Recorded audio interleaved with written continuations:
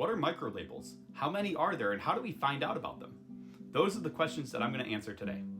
Also, please excuse the construction going on behind me. My apartment recently got flooded, and they are reinstalling an entire new door frame at my back patio. So that's going to look like that for at least the next couple days. So let's get into it. What are microlabels? Microlabels are more specific terms that fall under an umbrella of a larger term. For instance, the asexual and aromantic spectrums. Both of them have a huge number of microlabels underneath them. People use these microlabels as a way to better articulate their experiences. Like for me, I use 2 of them that I'm going to talk about in this video. I'll also offer some sources that helped me and some that may help you to find the right microlabels to fit you. Now, a couple of things that I want to say first.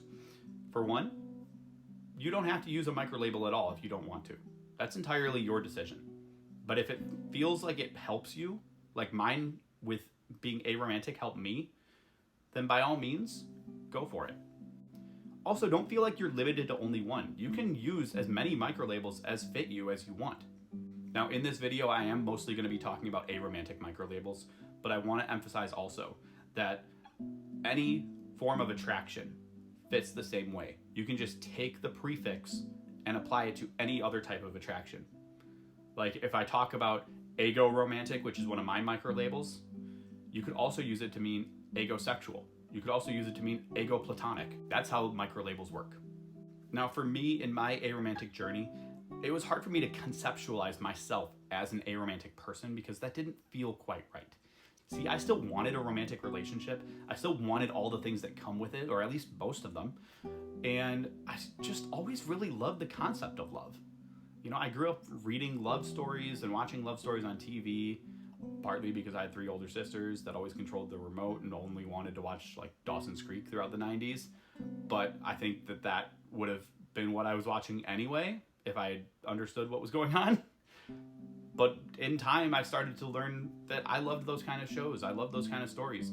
When my sisters moved out, I was still watching One Tree Hill, The OC, Gossip Girl, Gilmore Girls, Degrassi, all these shows that had that kind of love story at my age. So as I was diving into aromanticism and trying to understand it better, because I always knew that I had issues in my relationships, that now looking back make a lot more sense. I couldn't understand why I didn't feel the way that I thought I was supposed to. At first, I thought that the things that I saw in those TV shows was made up. But I started to learn in time that that's actually how people felt. I didn't understand that because I never felt it. It wasn't until I reached the point of looking into microlabels that things started to make sense. I started doing some online quizzes, and that's one thing that I would actually advise doing, but don't take them seriously. They can point you in the right direction, but don't take them for absolute truth. Take them as a starter guide. Once I had a direction I was going, then I turned to listening to podcasts, reading articles, looking up online glossaries of all of these terms, and I'm going to share a couple of them in a moment with you. And I went to Reddit, and I actually described my experience. Now, you don't have to do that, obviously, but if that's something you're comfortable with doing, I've found that it was actually pretty helpful because that's how I got to Cupio-romantic. Once I had Cupio-romantic, I started diving a little further, and I also, in time, found agoromantic. What those 2 words mean, Cupio-romantic is somebody that wants a romantic relationship, but they don't feel romantic attraction. And agoromantic is someone who loves the concept of love, of romantic love specifically, but they don't experience romantic attraction either. Both of those things fit me, and they fit exactly what I just said. So being Cupio-romantic and agoromantic made a lot of sense to me. And it's how I was able to conceptualize my aromantic identity. So a moment ago, I mentioned podcasts, and one that I would highly recommend is Sounds Fake, But Okay.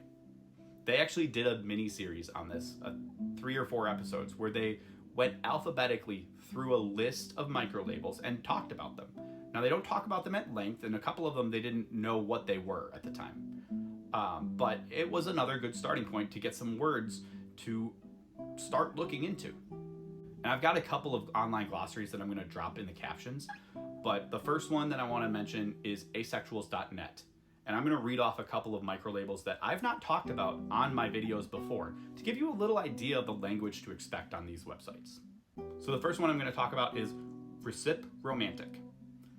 A recipromantic, also known as recipro-romantic, is someone who does not experience romantic attraction until they know that the other individual is romantically attracted to them first.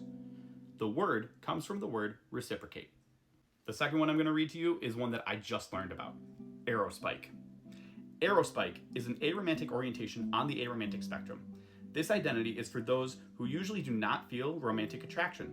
Sometimes, however, an arospike can experience a rare, sudden spike of romantic attraction that will last a short amount of time.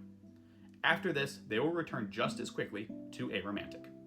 I wish you all the best on your journey. Remember, you don't have to use a microlabel if you're not comfortable doing so, but if it does help you, by all means. And you're not limited to just one, you can use as many as you're comfortable with. Thank you to the person that asked this question, and thank you for your time today. If you've got more questions, don't forget to leave them in the comments. Don't forget to like, share this video with others, subscribe to my channel, and let's continue to learn and grow together.